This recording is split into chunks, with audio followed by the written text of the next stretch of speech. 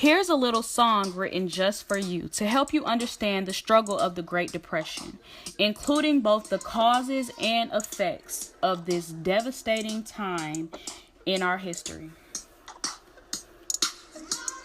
Back in 1929, everyone in the economy was down. No one, not even me, could find a job 'cause there were none around. If there were jobs available, they would go to the white man.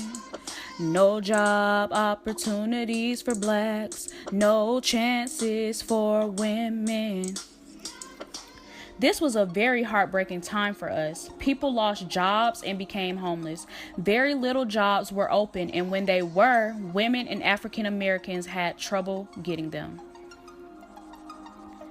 People started giving up, and all this started because overproduction, underconsumption, and the stock market crash. Now I've got to move around in search of a job and home. Or I could live in a Hooverville with the rest of the poor. 80% of banks shut down. Unemployment and theft rose. Banks closed, hobos transported. That's how the Great Depression goes.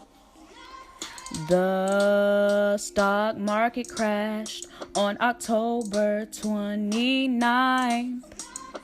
Banks falsely inflated the market and caused all of this strife. How did we get through it? It certainly was tough.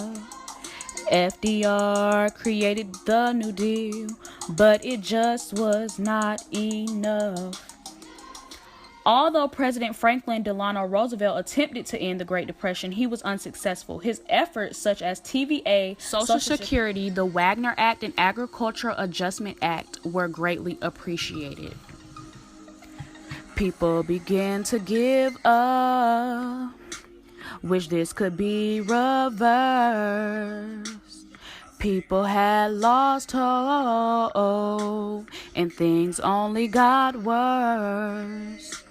The Dust Bowl started. What a horrible time to come. This was brought on by people who don't know how to farm, and the drought.